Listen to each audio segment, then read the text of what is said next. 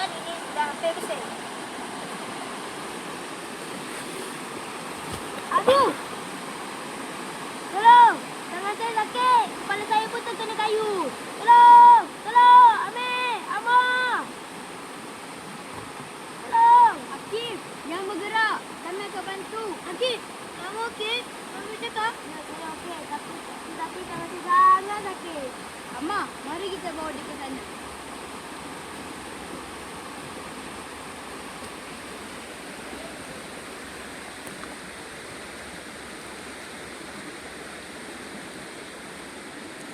Biar saya periksa Akif dulu.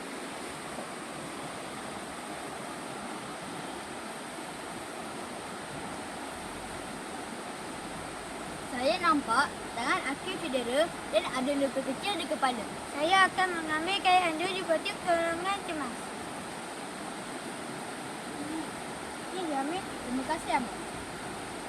Saya akan balik anduk ini di tangan Akif. Akif, letakkan tangan yang sakit di hadapan dada. Mula-mula, letakkan anduk di bawah lengan mangsa. Satu bucuk letakkan di bahu dan satu lagi letak di belakang.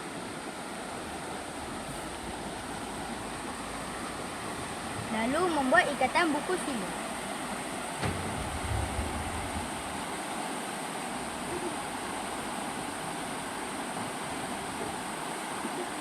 Untuk lebih kemas, letakkan lebihan ke dalam lipatan.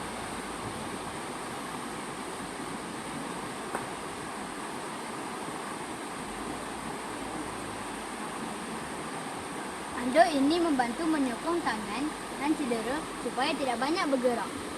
Terima kasih, Amir, Amar, mana bantu saya dengan segera. Bagaimana luka di kepala? Untuk rawatan di kepala, gunakan kain bersih dan tekan terus di kepala selama 5 hingga 10 minit.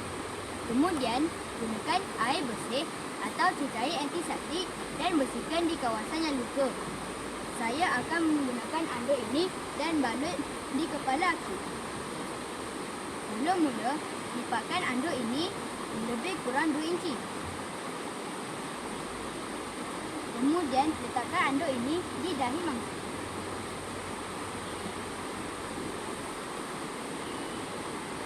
Silangkan kedua-dua bucuk.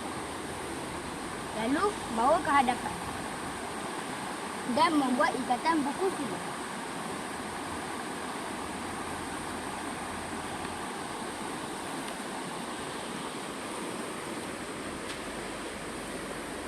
Untuk lebih kemas, letakkan lebihan di dalam lipatan.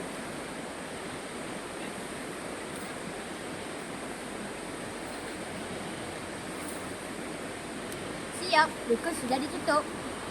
Terima kasih kerana membantu saya, Amir, Amar. Saya akan memanggil guru pengangkat untuk memeriksa Akif. Walaupun kecederaan nampak ringan, kita perlulah memanggil orang dewasa atau petugas jurubatan. Baik, saya akan tunggu di sini. Ini menunjukkan pentingnya mengetahui kemahiran bantu mula. Terima kasih kerana bantu saya. Betul, dengan ilmu bantu mula, kita dapat menolong mangsa sebelum bantuan lanjut tiba. Terima kasih kerana bantu saya. Sama-sama, itulah semangat seorang pengakak. Selalu sedia untuk membantu. Selalu sedia!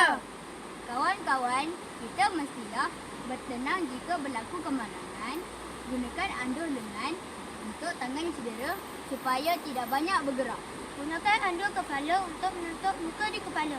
Laporkan kemalangan kepada guru atau orang dewasa dengan segera. Sekian, Terima kasih.